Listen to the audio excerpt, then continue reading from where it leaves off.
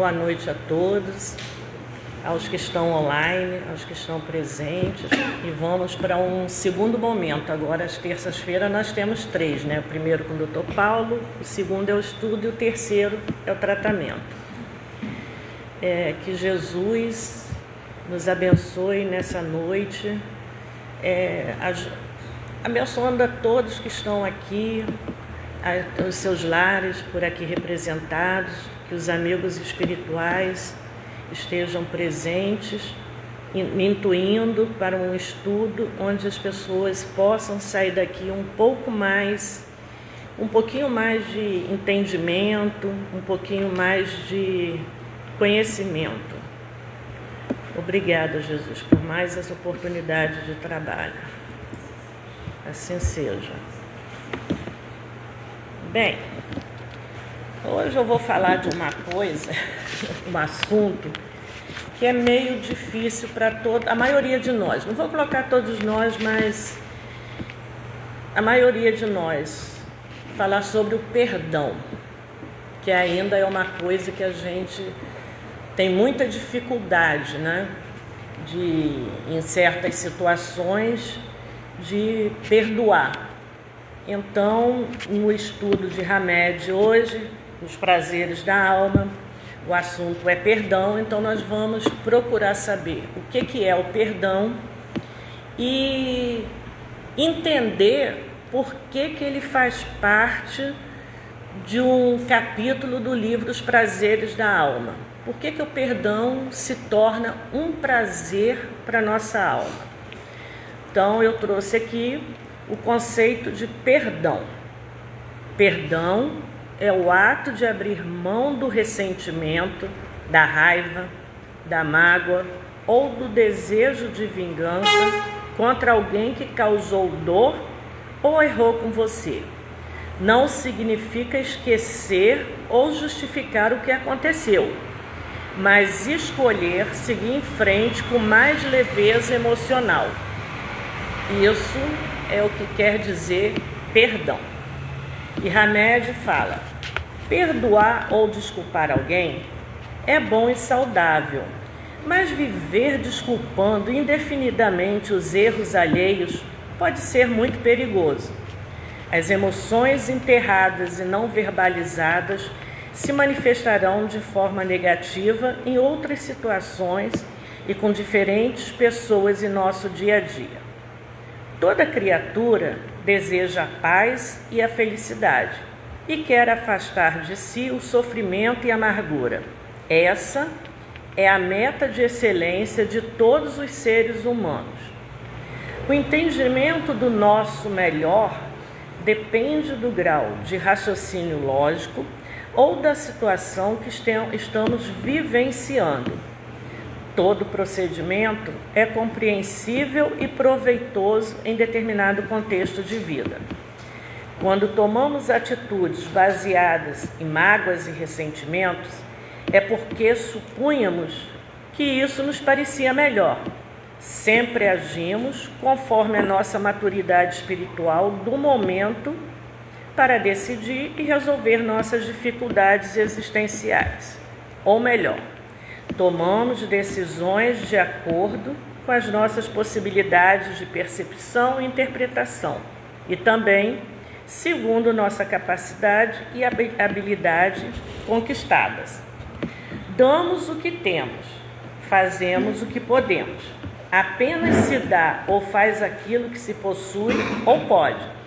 Precisamos respeitar nossas limitações mentais, emocionais e espirituais, bem como as dos nossos companheiros de jornada. Pressupõe-se que quando alguém pede desculpa, é porque reconheceu seu erro e solicita reconciliação pelo ato impensado e pelo comportamento equivocado. Usamos comumente o termo desculpa quando queremos nos redimir perante alguém, a quem causamos algum dano ou prejuízo. É a atitude de quem se conscientizou de ter ofendido, contrariado ou aborrecido outrem. Em outras palavras, quem pede desculpa quer dizer: Retira a culpa que há em mim, pois me sinto responsável pelo mal que te causei. No entanto, existem indivíduos que a cada momento e de forma irrefletida fazem uso da palavra desculpa. Repetem-na sistematicamente durante anos e anos, porém continuam perpetuando os mesmos erros e agressões. Solicitam 1000 desculpas, mas nunca se soltam das amarras das atitudes desastrosas. Pedem com insistência compadecimento e paciência e jamais renovam seus comportamentos.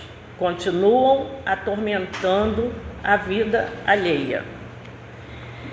Acostumaram-se a pedir desculpas como se essa palavra fosse uma varinha de condão, que desfizesse de um instante para o outro, num passe de mágica, todas as mágoas e perdas, afrontas e injúrias, sensações desagradáveis, desgostos e aborrecimentos causados pelos agravos e indelicadeza que cometeram. Aí eu fiz aqui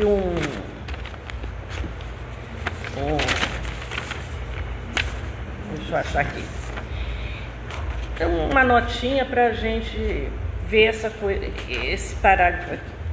Não se deve confundir perdão com passividade, pois é possível perdoar e manter distância, perdoar e ainda reconhecer injustiça, perdoar sem retomar uma relação.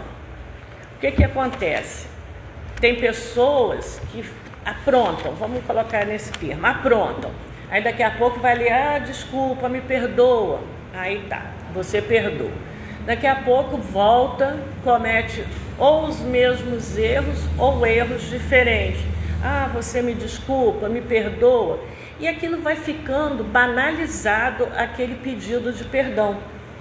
Eu entendo que não seja um perdão sincero, porque quando você perdoa, você realmente muda a pessoa que é perdoado. Ele tem que ter uma mudança de atitude. Ele não pode ficar o tempo todo eu fiz isso, mas você me perdoa. Quer dizer, fica uma situação banalizada e perde a característica do verdadeiro perdão. Voltando a Hamed, são criaturas que vulgarizam, é o que eu falei, o termo desculpa e o empregam de modo automático. Quer dizer, ele faz tudo tão automático aquilo, erra, magoa, machuca, você me desculpa. Aí fica repetindo mensagens contidas no livro de regras ou de etiqueta. Não se conscientizaram da sua imaturidade, visto que não perceberam nem reconheceram ainda como concretos os atos e as atitudes inadequadas que reproduzem quase todos os dias nos seus mais diversos relacionamentos. Reincidem nos mesmos erros de forma compulsiva, como se possuíssem uma imposição interna irresistível que as levasse a comportar-se sempre da mesma maneira. Aqui é interessante falar da importância da mudança. Foi o que eu falei um pouquinho antes. Como é importante a pessoa que não muda, ela ainda não atingiu maturidade, porque mudar exige que a gente amadureça. Às vezes é muito difícil, mas temos que tentar sempre rever todas as situações para poder realmente estar naquela condição de perdoar e ser perdoado, né? Voltando a Hamed, ele fala: é essencial diferenciar a desculpa social da desculpa conscientizada. A primeira simplesmente atravessa as barreiras da boca de forma impensada. Pode ser uma manobra ardilosa ou um pretexto para evitar dificuldades futuras diante das situações difíceis. A pessoa recorre a subterfúgios ou estratagemas para conseguir algo. A segunda sai do coração conscientizado, da alma verdadeiramente arrependida. O homem bom, do bom tesouro do coração, tira o que é bom. Desculpar pode ser o início de um novo tempo, de convívio respeitoso, mas também pode ser um eterno jogo psicológico em que apenas se amortecem o desrespeito, a brutalidade e o golpe da ofensa. Aqui a gente pode colocar como exemplo essas relações abusivas, tóxicas, que tem aquele casal que às vezes é agressivo com a mulher. Ah, você me desculpa, eu não faço mais isso. Aí a mulher vai lá e aceita, vamos voltar. Daqui a pouco ele comete o mesmo erro, dá um tapa, dá um soco. Ah, você me perdoa? Não, eu prometo não fazer mais isso. Poderia dizer que é uma pessoa psicopata que faz isso? Não, né? Não necessariamente, pode ser. Mas é uma pessoa tóxica, porque ele não tem o arrependimento. Ele usa a palavra me perdoa, me desculpa, para uma forma de manipular a mulher e ele não sair daquela relação como o ruim. Então ele está sempre ali, me perdoa, aí a mulher vai lá, vou dar mais uma chance. E nisso a gente vai vendo casos na vida real, que são casos como que eu vou dizer, que podem levar até ao feminicídio, né? Quando às vezes não acontece da mulher chegar num ponto extremo e ela mesmo vir a matar o companheiro. Então, essa desculpa que nunca é sincera que acaba levando um relacionamento dessa maneira tóxica a esse final que ninguém quer, né? Que não gostaria que ninguém tivesse. Aí voltando a Hamed, aquele que pede a Deus o perdão de suas faltas não o obtém senão mudando de conduta. As boas ações são as melhores preces, porque os atos valem mais do que as palavras. Aí volta aqui. É importante que haja uma mudança, mas uma mudança real, não da boca para fora. Quando a pessoa se predispõe a realmente mudar, Deus está sempre ouvindo. Ele espera que a gente tenha realmente, que a gente faça essa mudança. É o nosso, como é que eu vou dizer? O nosso interior que precisa mudar, as nossas atitudes, a nossa forma de pensar. Tudo isso, quando é sincero, Deus reconhece. E às vezes, normalmente, esse perdão é reconhecido facilmente por Deus. Não o perdão que não é sincero. Voltando a Hamed, há mais felicidade em dar do que em receber. Ensina-nos a narrativa evangélica. Realmente, a pessoa que doa sabe por experiência própria que é mais feliz quando dá do que quando recebe. Não exijamos dos outros aquilo que eles ainda não nos podem dar. O ato de perdoar ou de desculpar verdadeiramente requer amadurecimento e crescimento espiritual e, por consequência, certo grau de evolução. Perdoar ou desculpar alguém é bom e saudável, mas viver desculpando indefinidamente os erros alheios pode ser muito perigoso. As emoções enterradas e não verbalizadas se manifestarão de forma negativa em outras situações e com diferentes pessoas em nosso dia a dia. Em vez de permitir que alguém nos use e magoe de forma obstinada, estabeleçamos limites e aprendamos a validar nossa dignidade pessoal, desenvolvendo a arte de amar a nós mesmos para que possamos amar plenamente os outros. Isso aqui eu li até o fim, mas eu tenho umas considerações aqui.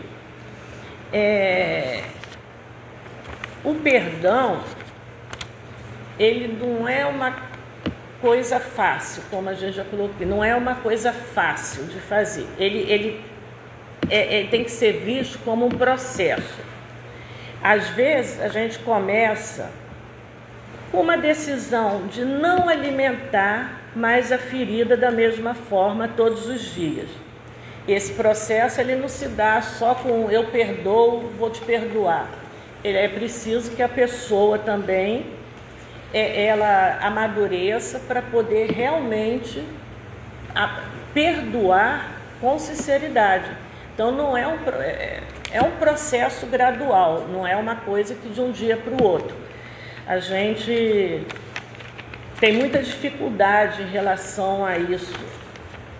Eu acredito que eu falo por mim, que eu já tive muita dificuldade em algumas situações, mas com o tempo a gente vai aprendendo a lidar com as situações e devagarinho a gente vai amadurecendo e a gente procura ir trabalhando isso dentro de nós.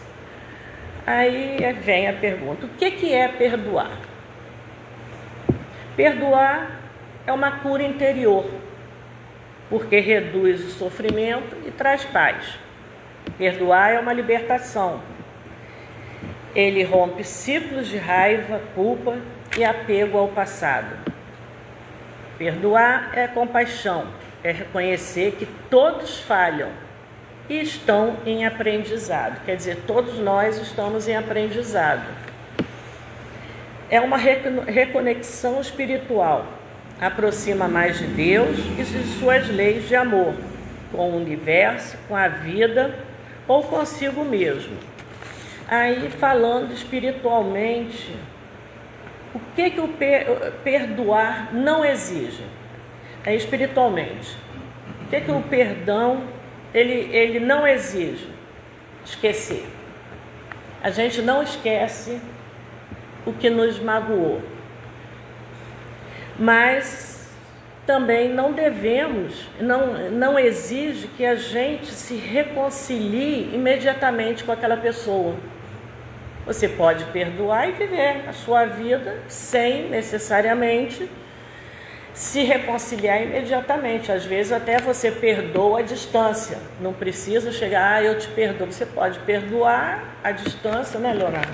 E não necessariamente falar com a pessoa. Ele não exige que se permita novos abusos. Então, quando você não permite isso, você sai de um relacionamento tóxico.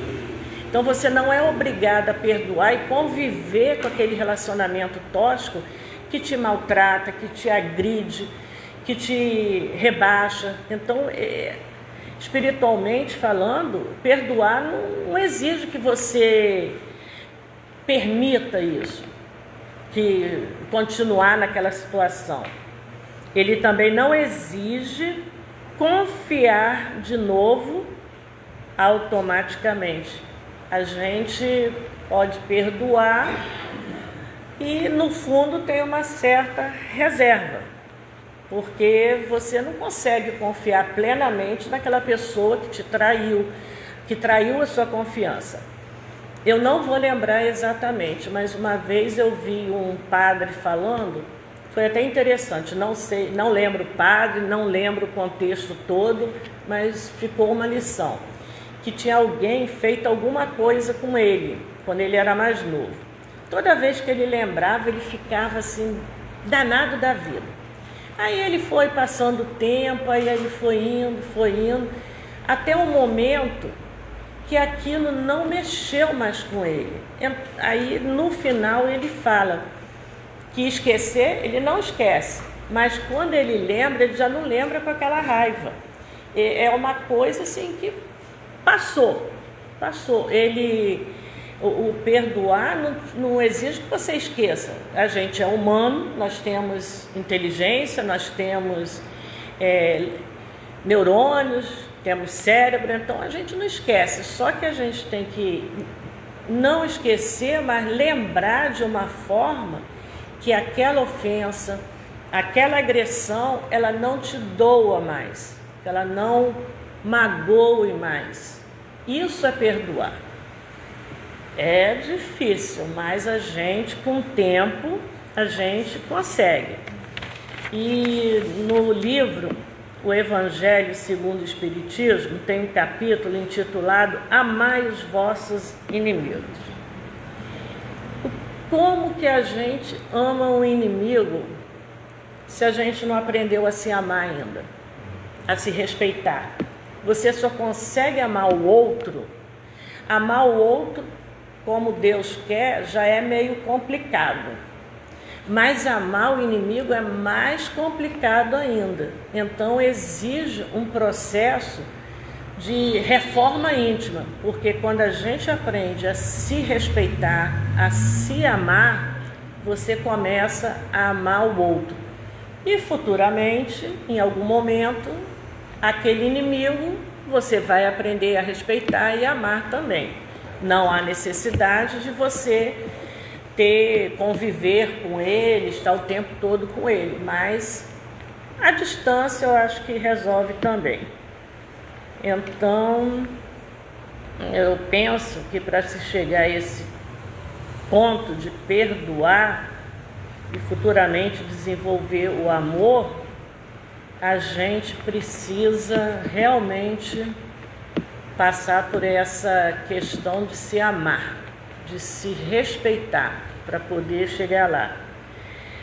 De qualquer forma, meio que finalizando, não sei se eu me fiz entender, a gente tem que, a lição que Hamed traz, e como todas as outras, dos outros estudos, a importância da nossa reforma íntima. Como é importante a gente se modificar intimamente. Isso é o ponto-chave para todas essas questões que a gente tem na vida. Quando a gente começa a fazer a nossa reforma, estudar, tentar entender, compreender, a gente vai aceitando melhor as coisas. E acredito que tenha sido, explanei mais ou menos bem, no sentido do porquê que o perdão está dentro do capítulo dos prazeres da alma, porque perdoar liberta. A gente não tem mais aquele peso emocional que a gente carrega quando a gente está magoado, a gente está triste, a gente está ferido. Então, e ele só é verdadeiro, esse perdão, quando aquele fato que gerou essa dor, essa mágoa, não incomoda mais. Você lembra dele, mas aquilo não te machuca mais, não te dói mais. Eu acho que é esse o ensinamento dessa lição. Concorda? Podemos fechar? Então, meus irmãos, eu espero que todos tenham entendido, compreendido. A gente saia daqui refletindo sobre o que a gente precisa mudar para aprender a perdoar. Não é fácil, não é de um dia para o outro, não é no mesmo momento, você pode ter aquele arrependimento, é uma coisa gradual que a gente vai, como se fosse escalando fases para poder até conseguir perdoar completamente. Mas que os bons amigos espirituais, nossos mentores, eles possam nos intuir, nos orientar sempre, nos ajudar para que a gente possa daqui para frente entender um pouquinho mais do perdão, possamos, se quando a gente ainda tem, alguns de nós, de repente todos, alguns, ainda tenham coisas para perdoarem, para poderem resolver ainda nessa vida, que a gente possa ter essa intuição, essa força, essa coragem dos amigos espirituais que nos orientam, nos acompanham, e que Jesus nos abençoe a todos e que possamos, Jesus, dar continuidade ao nosso terceiro momento, que é o momento do tratamento, que todos os médiuns possam estar orientados ao lado de seus mentores, para que cada um de vocês recebam aquilo que vocês estão precisando nesse momento. Obrigada, Jesus. Obrigada, Senhor. Que assim seja.